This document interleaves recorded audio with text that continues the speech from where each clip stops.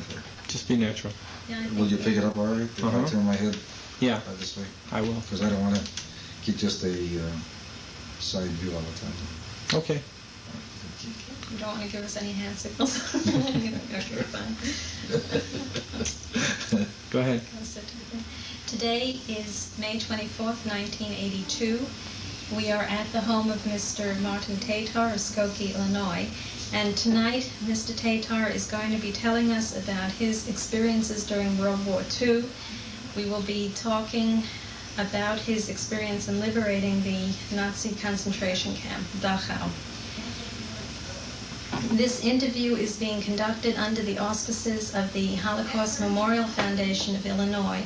It is part of an ongoing project to record the personal experiences of liberators of the Nazi concentration camps of World War II. We'll begin by getting some background information from Mr. Tatar.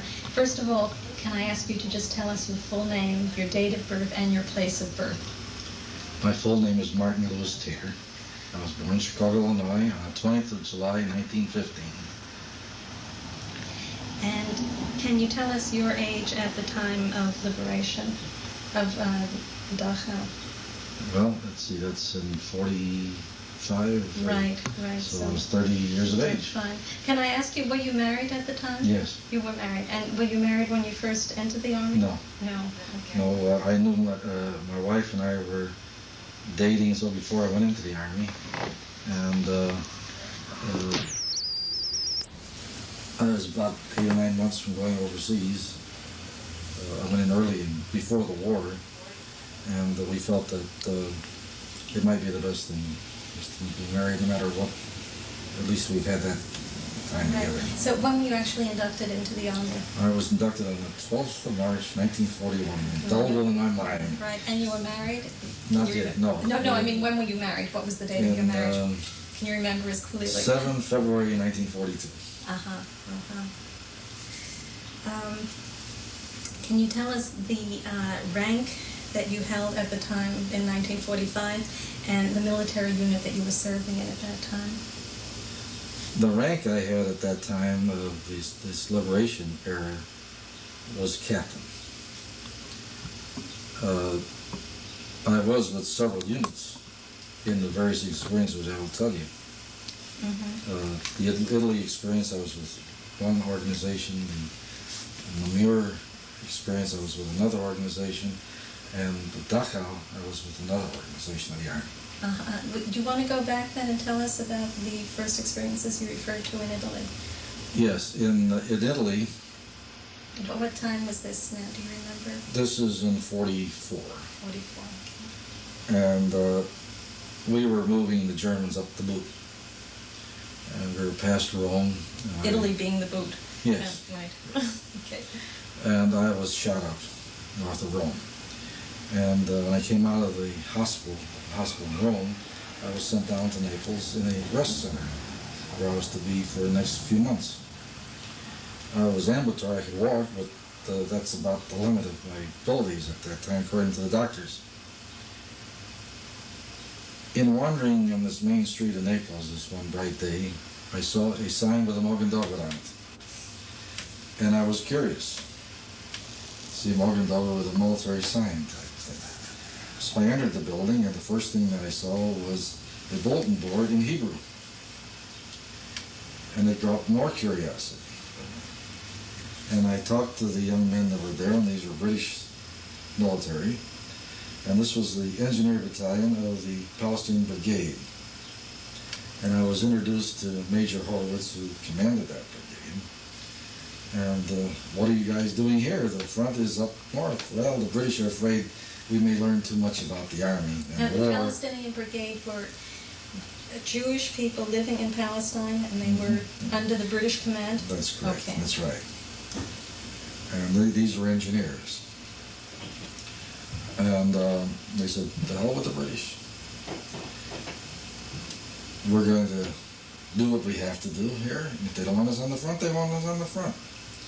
Well, what they were doing is they were sending out their young men every day, here, there, and picking up Jewish refugees and centering them in. And they had a bombed-out building there in downtown Naples, in which they were housing these people. Not large numbers. Now, 3, 4, were the 5 Germans at a time. occupying part of Italy at this time? The extreme north part, Okay. north of Rome. And these were refugees who We're would shifting flee down, from the north? drifting down.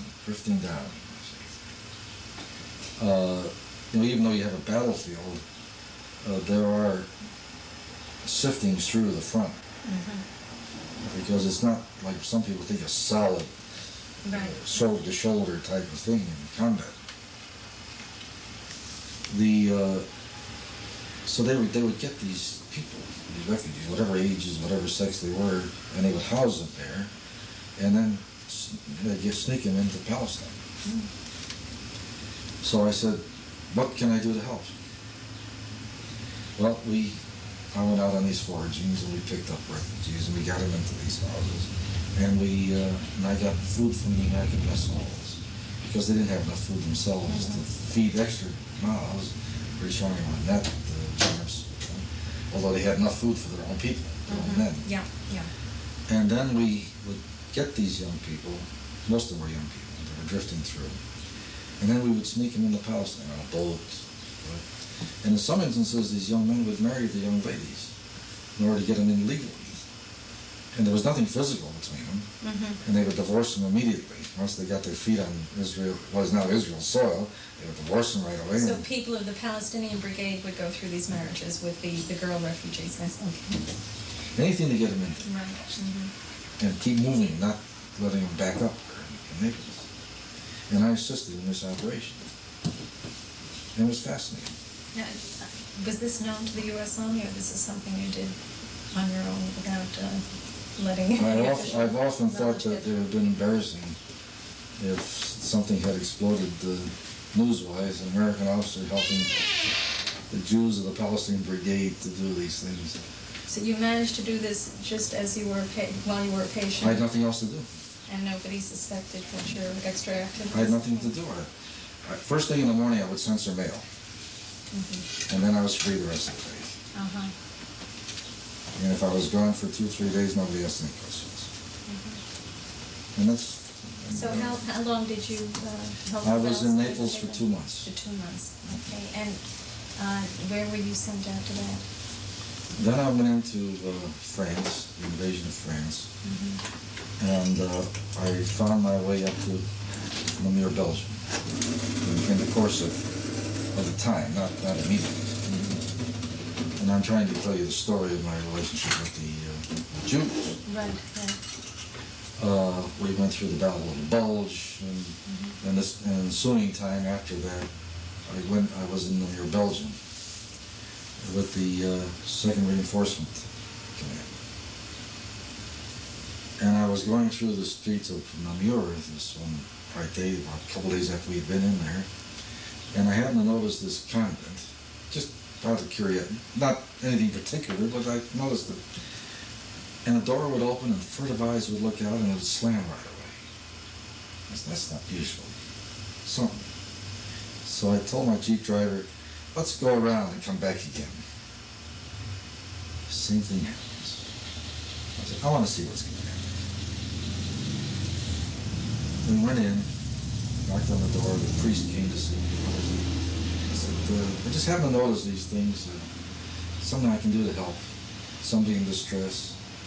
I didn't want to let on, hey, got some spies in there or something. That wasn't even in my mind.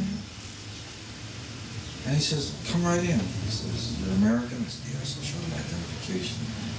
Come right in. And they had about 50 Jews there. And these people, they were old people, young people from Eastern Europe that had drifted through the war and got into Namur, Belgium, and this Catholic Church took them in and saved their lives. Now, had they been under Nazi occupation at all in that particular section?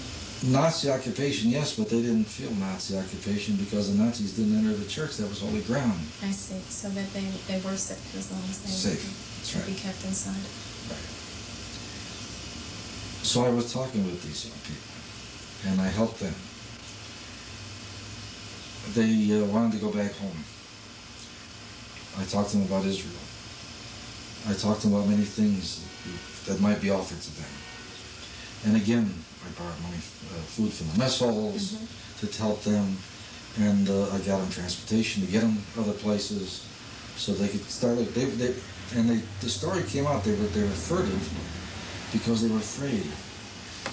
Sure, the Americans came in, but maybe the Germans were going to come in right away again, and they were very afraid. They were very afraid. Are you sure we're free? And I assured them the best. And I took them out with the priest, and this one priest, and we went around through the area. American soldiers everywhere. You know. Right. You actually, the Americans were already occupying. Yeah, we had already been way past Namur, but they still were afraid because they had been sensitized to this. How long had they remained hidden after American occupation? Well, we had only been through there maybe 5 days before. So free, there were maybe 5 days. Days of freedom. Sure. And when I say the front is long past, the troops don't stop. They keep moving. Right, of course, right. So we helped those people to get moving. This priest and I get them out of there wherever they had to go, and help them get to a place where they could start their lives over again. Some went to Paris. Some wanted to go back to Russia, but we couldn't guarantee them get them into Russia at that time. I asked one of them who wanted to go to Russia. I said, "Are you interested to go to Belgium, which is the area that the Russians want to set up as a Jewish homeland?" They didn't know what I was talking about. They had no idea of Belgium. I talked to them about Israel and the hope of a land for the Jews, and their eyes lit up. If this could only be. So I helped there. Well, I couldn't stay long because I had my job to do with the army. Right. And where were you sent after that? Then I went down to Worms, Germany. Okay, which is It's occupation. where in South Germany? in Worms is in the slight north central part of Germany, below Namur. And we were on occupation in Worms. That was our assignment. And about what dates are we talking about now? Early 45. Early 45. So the winter of Yeah. 45. Okay. At that point, had you heard any reports about the concentration camps? Oh yes, I had heard. Okay. And I had heard before. How early had you been hearing about them? Strangely enough, I heard about that very strongly in Italy. These young men that I worked with in the Palestinian Brigade were actually the Haganah and the Irgun, as we got to know it later. Sure. And especially these men who were Irgunists were pressuring me, saying, "How come your American citizens and your American Jewish leaders are so stupid? We've been in the United States telling them what's going on in Europe, and they don't believe us. They think we're all lying and that things are not happening." So I knew what to expect. In talking with the refugees and piecing things together and stories I'd heard before I went overseas, I had a feeling of something was going on over there, more than just a combat situation on the battlefield. Okay.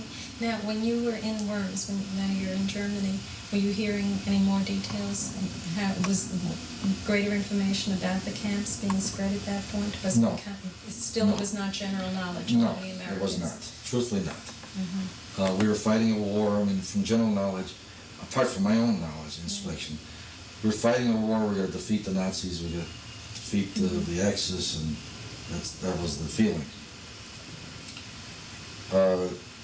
In reading the reports every day of what was going on in the war, I began to realize that the American forces were approaching Dachau.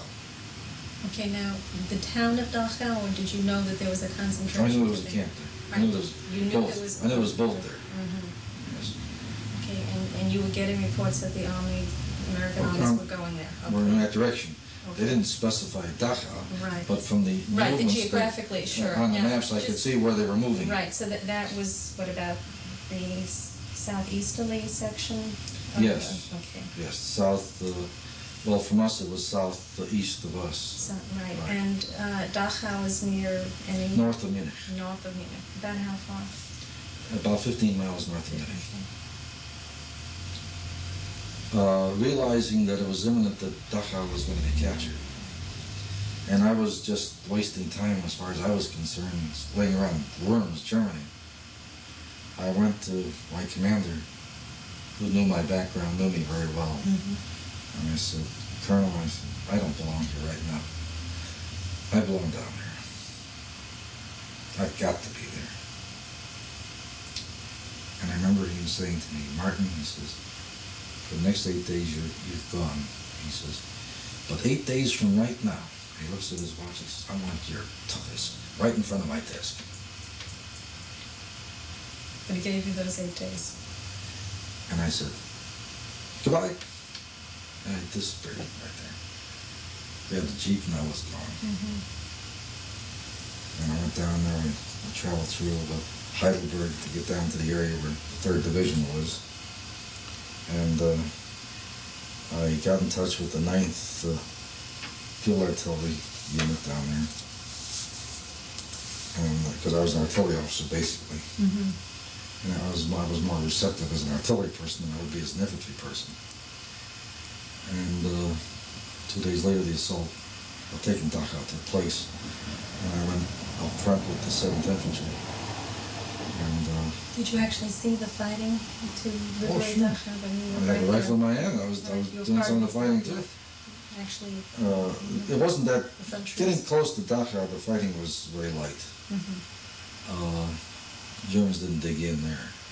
They dug in past Dachau. In fact, a few of the guards were stupid enough to stay behind In in Dachau. Dachau. And when I climbed the wall, got over the wall, I noticed one prisoner who was still strong enough to do it with a shovel and clobbering this German soldier that was a guard there. And of course, we had to stop that. Not that I didn't care about Right. that, but morality, you have to do these things. You have to keep the discipline. That's right, you have to keep discipline. And the sight I saw at Dachau, I'll never forget as long as I live. Can you tell us? People walking around with bodies as big around as a person's leg or arm. Living skeletons. What you see in the movies doesn't really cover it. When I dropped down on the other side of the wall and began looking around, some of our soldiers were coming over the wall, some went around to where the gate was and came in that way. We just came in from all directions. My stomach just turned. So the fact that you had heard about the camps did not prepare you for what you actually witnessed? Not at all. There was a freight train of these low flat coal car types of things that they have probably in Europe, loaded with bodies, loaded, stacked high. Dead corpses? Yeah, stacked bodies, like cordwood. The Germans had tried to take that train out of Dachau. There was a one-track railroad that led in and out of Dachau on the northeast corner of the camp. It came in and out and across the street, across the road that led to the main part of Dachau. This was a public road across the public road? Yeah. It stopped right there. We came in too fast. And yet, in spite of all this, the Germans in the town of Dachau would tell me, we didn't know what was going on in there. And I said to them, look, tell me that you can't do anything. Tell me the Nazis would kill you if you said anything, but don't tell me you didn't know anything. But they insisted till I was no longer there. We didn't know what was going on in there. But And you you're could saying smell that it. these you could smell it. Can you describe that? The odor from the ovens of flesh. And Do you know how far away you could smell the flesh burning? well, I smelled it the day before we got hit the camp. Full day?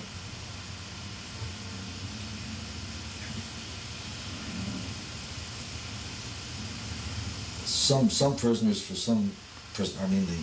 inmates of the camp, a few of them were able to sneak out. I say sneak out. This was a funny situation. They got out just like you would get water come through a dam. You know, I took a truck the next day and I went up a couple side roads and I picked up a few of these people. I said, come on, get in the truck. No hesitation to get in, but they were so glad to be free. They didn't care where they went, they just wanted to be free and walk a road, get out in the sunshine, and not have anybody with a club or a gun telling them to do this or do that.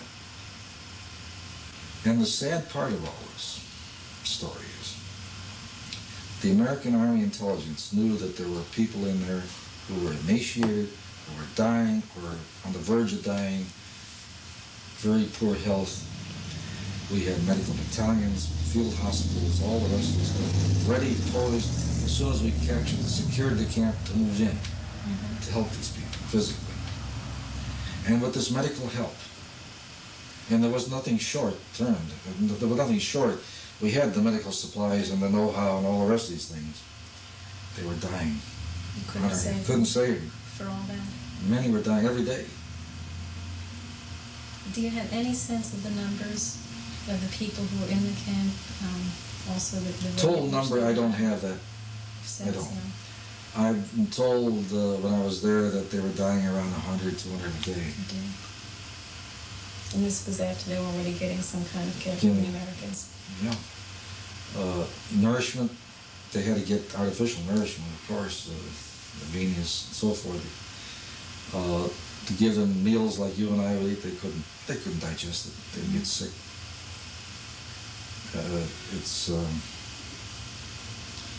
You can't explain this to people who don't witness it, because the horror of this concentration camp is beyond imagination.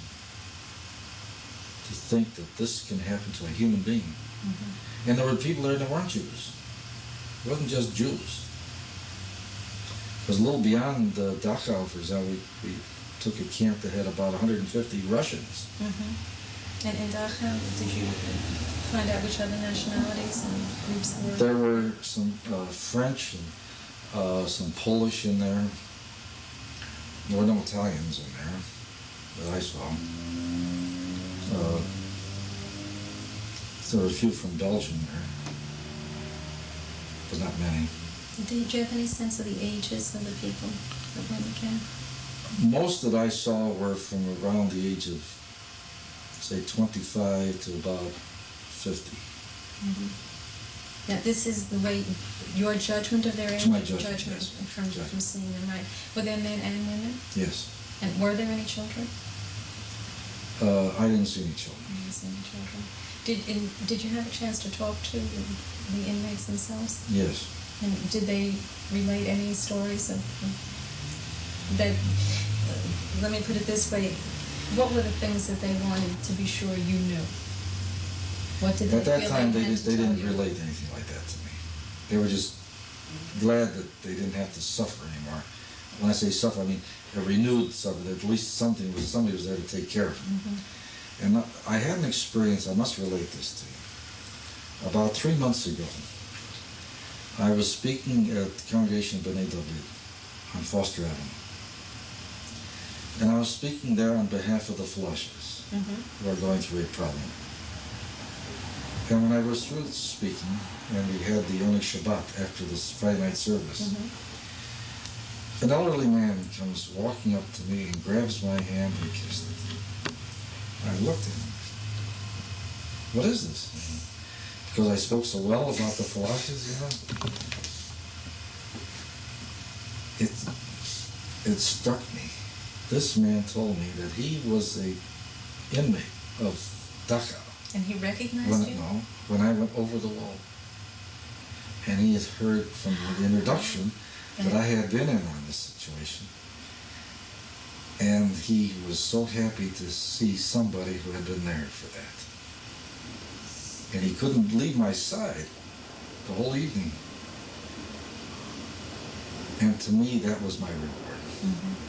To see actually a human being who was Alive. really saved, not just saved from the camp, but saved. Lived a full life after. That's right. Incredible. This was how many years later then? This was 3 just months this ago. past year, 3 months so it's ago. almost 40 years after the deliverance. Critical. That to me was the greatest reward I could give. Those medals I got in the Army and all that, they can stick it.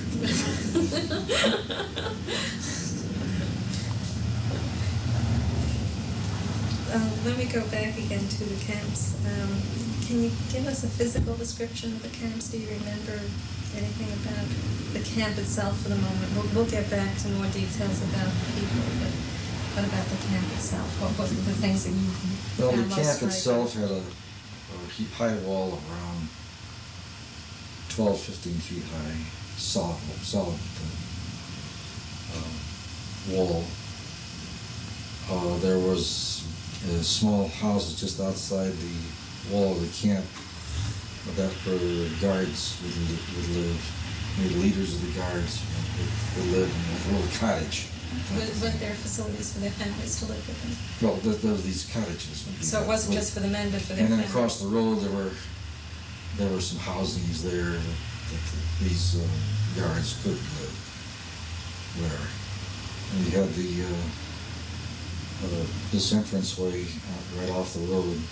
This road that I took when living at Dachau, train went across, and you have this one-track railroad that led into the camp, in which they brought people in from various places and brought bodies out if necessary or whatever. Inside the camp, as I came over the wall to the left there, I saw a place where they had a spot of execution. How often they use that, I don't know. I didn't witness any execution there.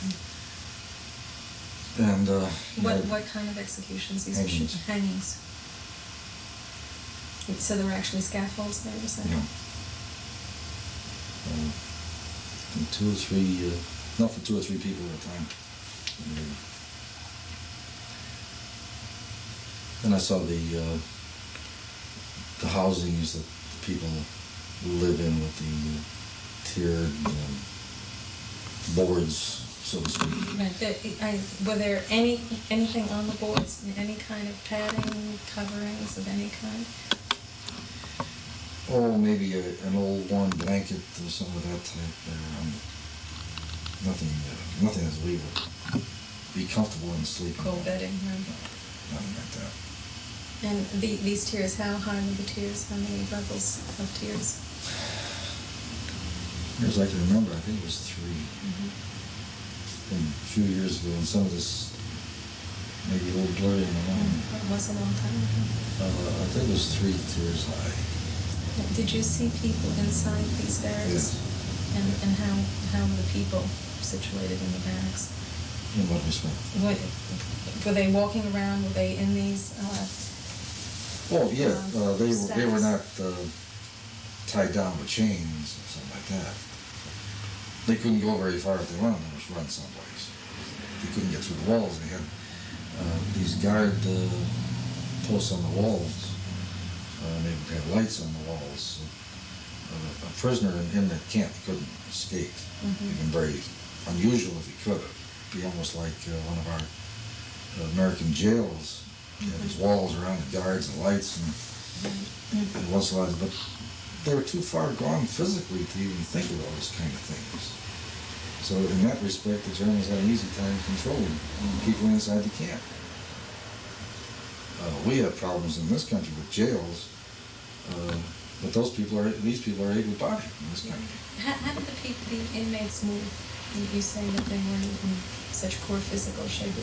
They walked haltingly. Yeah. Was there anything characteristic about their movement? Many of us have seen still photographs, but it's much rarer to actually see moving pictures of. The only characteristic thing I can see is like a beaten dog. I mean, if I may use that expression, just a beaten individual. There's no hope, no future, no. Even though we were there, they still were like a beaten dog, whimpering on here. How were they able to convey to you their appreciation? Were they able to speak, or did they reach out to you physically? There wasn't that hilarious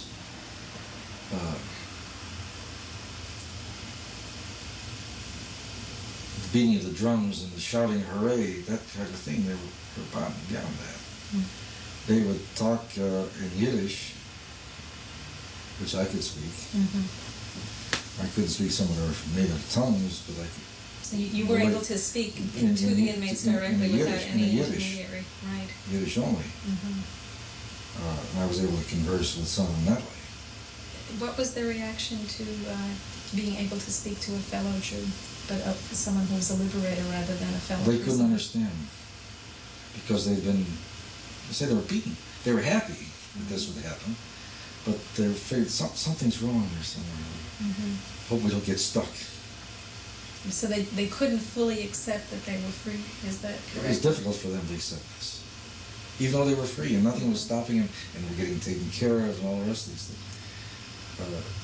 And this may sound contradictory when I said some of these people get out and just were happy to get on the road, but it's not, because as you start having freedom and not having somebody with a whip over you, so to speak, then all of a sudden you see, well, I can move to that door now without somebody hitting me on the knuckles. I can go out of the house without somebody shooting at me, and you begin to feel the air. Did any of them tell you personal accounts, perhaps their background even before the war? Did you No. get any I didn't get into personal experiences? No, I did not get into that detail. So I was only able to be around there a few days. Right. Perhaps if I had stayed around there another few weeks, I probably could have been more conversant with them. Did any of them ask you about family or anything like that? No. Did they didn't start to inquire about, they weren't at the point of asking about other people yet? No, negative. Did you notice any difference in the physical condition among the prisoners? I mean, you did mention one prisoner being strong enough to actually strike a guard with a shovel, and others you've described as being terribly weak. I mean, yes. What were some of these differences? The average prisoner was not that weak, as I described those who were the other extreme. They were in a position, while they were not as strong as you or I physically, they could do some work.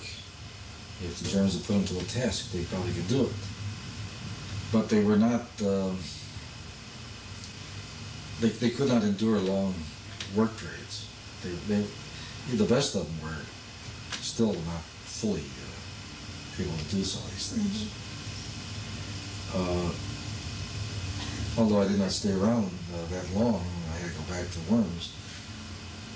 My feeling was that within a short time they would be okay. That was your impression for a lot of them. On the other hand, there were as many as 100 you had the other day. extreme. Right, which were completely beyond help. And some of them probably would not die, but they would be probably have health problems, physical problems, problems for the rest of their days. Because their health had been permanently broken. Sure. I could understand that would happen to them. Yeah, did you have any sense of how long they had been at the camp, and was there any way that you could explain the differences in the condition of the prisoners, or they had just been their individual strength? No, I couldn't. You couldn't explain. Did you get a chance to tour the camp? Did any of the inmates take you around the camp, for example, and show you? No, they didn't think. I walked around myself on my own. Did you see other areas besides the ones you've indicated already? Were there any medical facilities that you saw? I saw a medical facility, but to me it was, while it was designated as a medical area, it was not up to the standard we would. Now, was it a medical area for the prisoners or for the prisoners? For the prisoners. Was it substantially different than the barracks where the other prisoners slept? No, not really. It was essentially the same thing, only it was designated as so it was more a change in name. Were there any extermination facilities that you saw? I saw the ovens. Now, the ovens were used to cremate the corpses. So these were used after. I mean, as far as you know. And were there any corpses near the crematorium? Well, you could see bones. See, they try to get the corpses out on that train that designated Right. in the beginning. Hopefully they were trying to clean up the mess before we could get in there.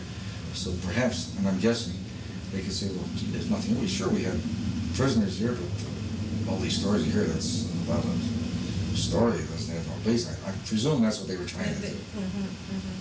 In that sense, cover up. Yeah, but they couldn't do it. And they were, you can see there were attempts to clean up even the bones and stuff that were laying around. They were, here and there you'd see bone, but they were trying to clean up. No question about it. Were the women prisoners kept separate from the men? Yes. And were there any differences besides that in their facilities? Did you see the women's barracks? Well, basically, all the barracks were very similar. What kind of sanitary facilities were there? Well, you had a toilet. And There were flush toilets? no, not flushed. Yeah, in this country we talk toilet, you have flushed. No, they were not. And they were kind of a bucket type of thing. Was this within the barracks, or this was outside the barracks? No, within the barracks. Any kind of washing facilities? I don't remember about washing facilities. And did the prisoners tell you how they were fed when they were still under the Germans? I didn't go into that detail. So you don't know. You've already mentioned seeing several guards. Did you? There were a few. Right. Did you either personally get to talk to any guards, or did you hear any reports of stories the guards had told? So you don't know how they reacted to the Americans. Do you know anything about the background of the guards? Were they Germans or other nationalities? Do you know? I don't know that. You don't know that. Okay. And altogether, how long were you actually at Dachau then? Actually, at Dachau itself, I was there about 4 or 5 days. 4 or 5 days. I find I have to keep asking more questions about the prisoners. Can you describe what they were wearing? They were wearing like a uniform of a lightweight cloth. I believe it was cotton. I'm not sure, but it was a cotton. They were all doing about the same type of suit. And women? It was like a sackcloth type of thing. Was it a dress for the women? Yes. And how cold was it at that time? This was March?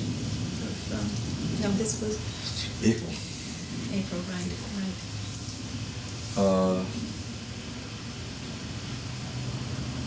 It wasn't hot, but you didn't need an overcoat at that time in the area. But I would not have wanted to have been there in the middle of winter. It gets down to 0 or something, that type of clothing or protection. And as far as you knew, that was all they ever had. That was the extent of it. Were there any identifying badges on the uniforms?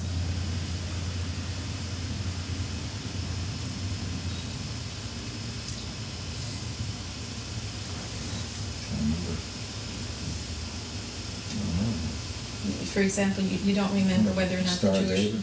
right, for the Jewish prisoners, or for that matter. I saw a other- few, but I can't remember if it was universal. Right.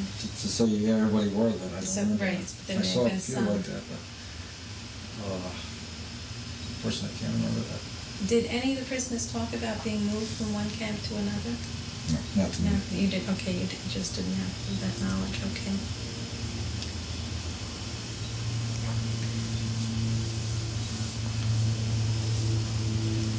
And did you know if there was any kind of organization among the prisoners, any way of their keeping control among themselves and so on? No, I passing didn't. of That I information? didn't sense. Okay, you just didn't get that. I didn't sense that at all. Right. What were the reactions of the other American personnel? You told us very strongly what your reaction was. Could you sense if other people were reacting in a similar way? There was a mixed sense. Some were there, I'm guessing what's in their minds, well, this is part of the war, let's move on to the next battlefield, keep moving, and we got these people safe, forget them now. There were some I know in the Medmed in the outfit who were as sensitive as I was. What kind of business is this? How can people live? Like this, whether you're inside or outside of a camp. So I saw mixed feelings of it. Mm-hmm. Do you have any sense of the proportions? I mean, half and half, or? No, I'd say maybe 60 or 75% felt strongly about the situation. So that was the and about majority. 25, 30, 40% maybe in that area. We're just taking this as tell part us of it's part of the war, let's get this thing over with. Mm-hmm, mm-hmm. Did people feel repulsed by the physical condition of the prisoners? Did you sense that people just had a strong sense of? Yeah. You can't help that if you're any kind of human being, and you see this, you can't help but feel some Rahmanis for people. Mm-hmm. A human being, you don't treat an animal, a wild animal that way.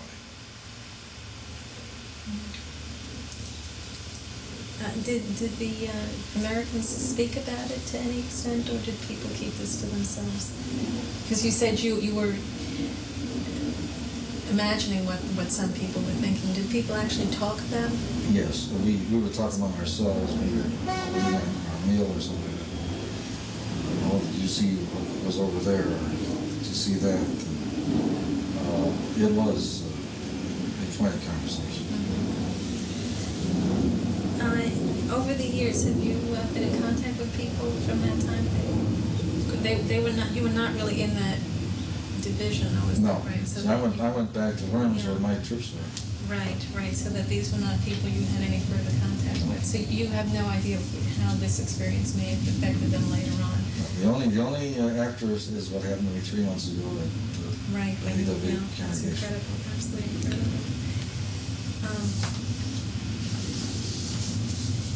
You were not personally involved in caring for the inmates then, is that correct? No.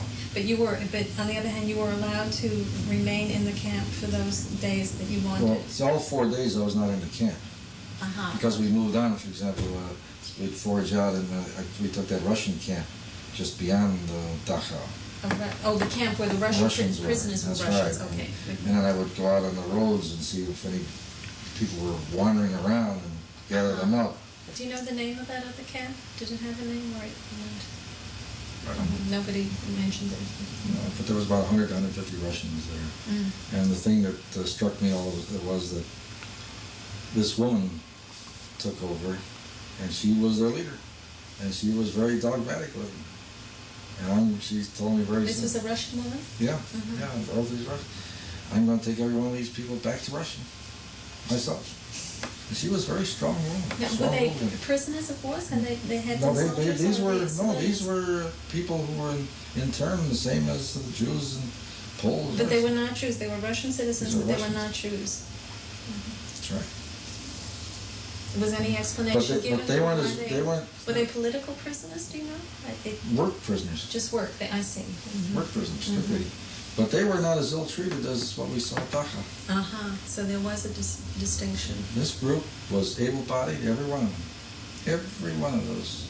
I'm guessing 100, 150 people there. Was it a work camp then, do you think? A forced labor camp? Forced labor, rather than forced labor. a concentration camp in the sense of Dachau? Well, they had a fence around it, a wire fence. Dachau had this brick fence. This was a wire fence around it. They had little huts to live in. But they weren't mistreated in the way of being emaciated. So every one of them. So presumably they were getting much better food rations. Everything was better for them, much better. For whatever reason they had to do this. Right, there was a real distinction. And the uniforms, same type of uniforms? No. Different uniforms? They wore the same as you would expect anybody to be wearing as a peasant. So it was just civilian clothing.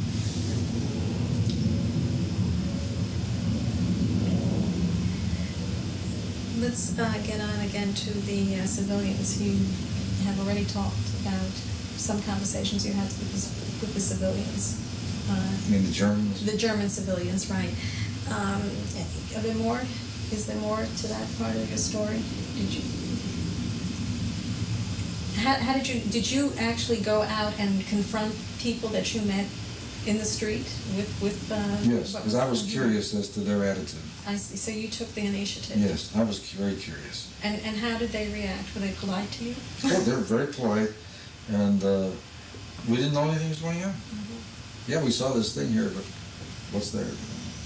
Did the American command bring German civilians in to actually tour the camp and see what was there? I did not witness that. Okay. And do you know if any American government people were brought in? I have knowledge of that. Okay.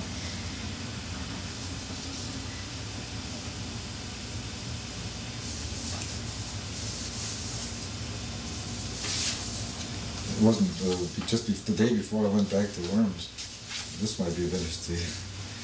I was in a Jeep traveling from, I went down to Munich and I on a mission, and I had to come back to Dachau. And there was a railroad track just north of Munich on the road to Dachau. And somebody was in this railroad yard and took a shot at us. My driver and I got out of the vehicle and we started laughing. We couldn't find him. And this is already several days after the front is already gone. Yeah. And I often wondered if that was just an idiot or whether soldiers were there, and I couldn't find anybody. But sure, I was going over the overpass.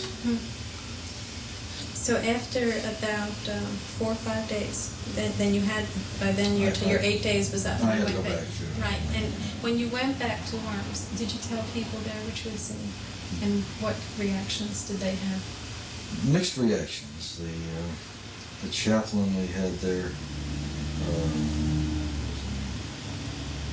Saperstein from New York. Okay, this is the Jewish chaplain. He could understand what I'm talking about, the Jewish chaplain. Most of them couldn't understand, and I can understand why they can't. It's no different than telling a little kid the stove is hot. But until the kid touches that stove, what is hot? And the story is so fantastic that it's hard to believe. How do you penetrate your mind that people are going around like that? Or living like that? Or treating people like that? So it was difficult to tell these people and have them understand. Saperstein could understand. Right. They couldn't understand, but did they believe that you were telling the truth in the sense that they believed that you were an honest reporter of what you had seen, although they could not absorb it? I think they felt I was honest.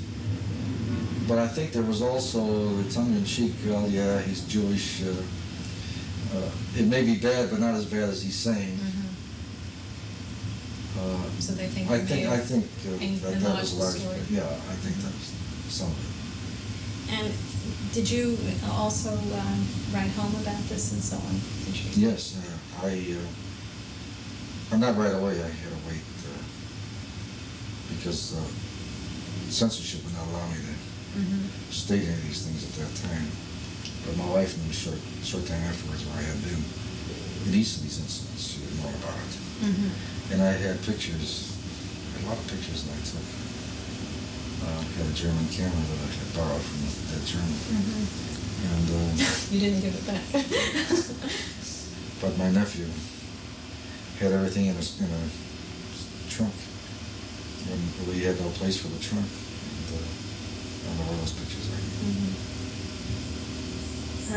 Do you know what the reaction was at home to the stories you wrote? The only reaction I got was much later, when my wife would tell me, wrote to me and tell me it's unbelievable. Any other reactions? I don't know. Did you have any experiences with in the DP camps during the war or after the war? Should I suppose? No. You did not.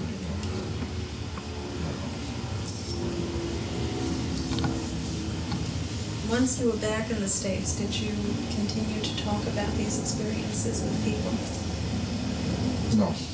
None at all? Not with your family or with other people? No, I couldn't stomach talking about it, very honestly. Did the stories... Even like the movie, The Holocaust, I couldn't sit there and watch it. Mm-hmm. May sound like a cop-out. There are experiences that a person faces in life that you can't erase, no matter what you try.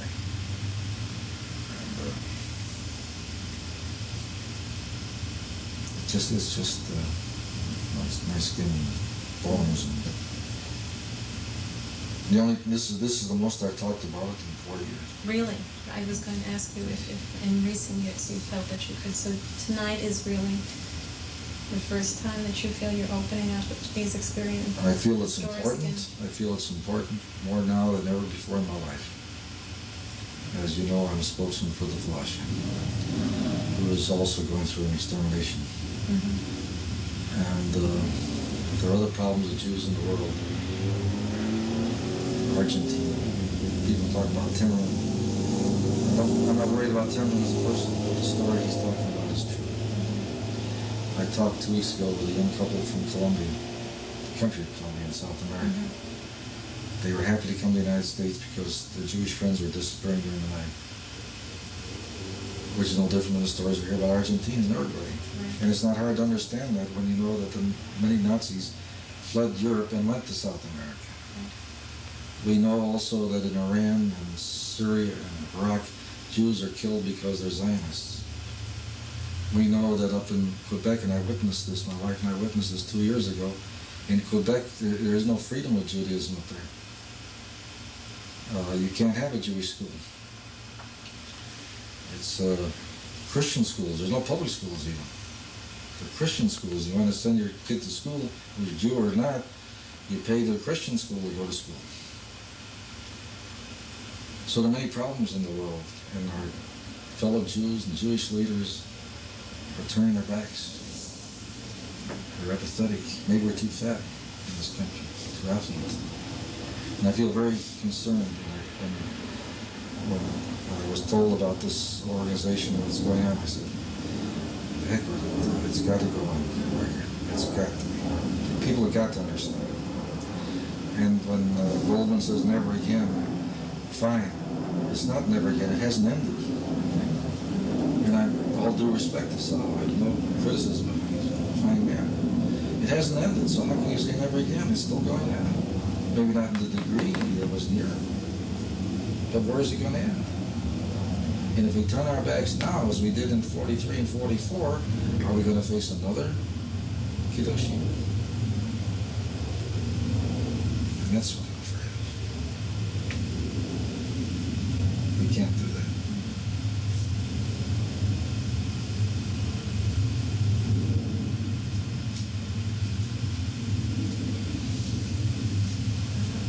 Is there anything else that you would like to add? And there's so much you've already told us.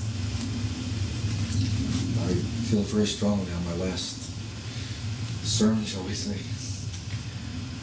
American Jews have got to wake up. Israel's got to wake up. It's more than just the day-to-day existence of this problem and that problem. We've got to save our people. Even in Spain, the Moranos were turned against. They were Jews, although openly they were Christians. They still were Jews and they practiced Judaism. And we got to support these people around the world and save them. Mm-hmm. And that's the essence of Zionism. That's why we have a Jewish state. So when Jews are oppressed, they have a place to go and for freedom. And who's to say that that freedom may not cease someday in the United States? Mm-hmm.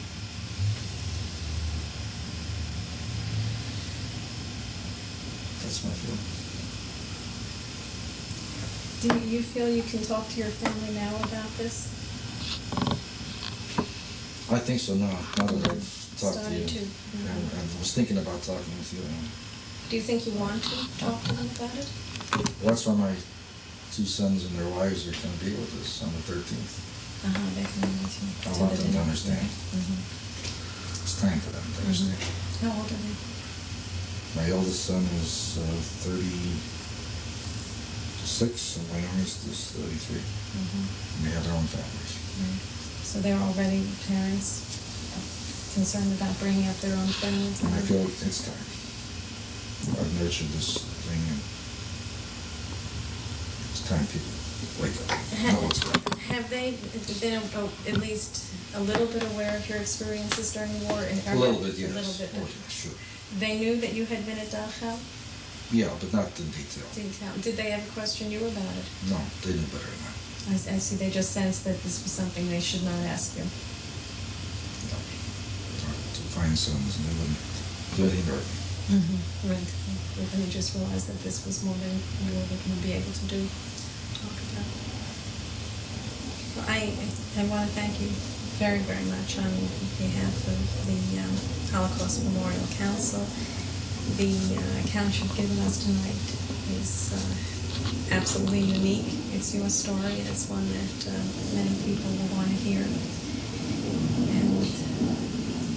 it's very difficult just to say a thank you to giving so much of yourself for this cause. I'm thankful to you for being able to put this into history, for posterity, for students. I think that's certainly one of the major goals, that we will be able to, throughout the years, reach young people.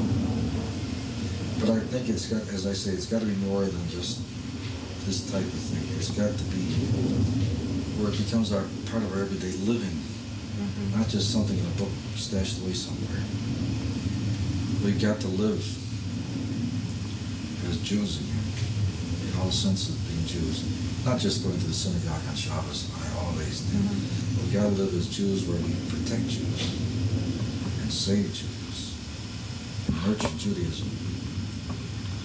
We can't turn our backs on people because they just don't happen to have the same skin we have, or in the same country that we're living in. But as long as they're Jews and God's children, we've got to save them and help them. How long have you been working in the cause of the Philosophians? Is that About 3 years. 3 years already? And we saved 2,400 this last year. Really? We're going to save those people next year and a half. I'm not upset about that. But there's so many other Jewish problems in the world. After that one is checked off, you're saying? And we don't worry. Nobody cares. Nobody cares. Leaders of the Zionist organizations in this country turn their backs and tell me, hey, yeah, great, come next year and tell us at the convention. They know what the story is as well as I do. It's sad. You know, when we were kids, we always say, we learn from history. Study history because we learn from history. But since Adam and Eve, we haven't learned a goddamn thing. Excuse the expression. We haven't learned from history. The only thing that changes is the date and the place and the names. But we've seen the same mistakes, and we turn our backs the same way, and we nurture the same stupidities, and the world keeps going. It's crazy. And we'd always pray to God to help us. How about us helping God? Very good. I think that's a perfect way to cap this off.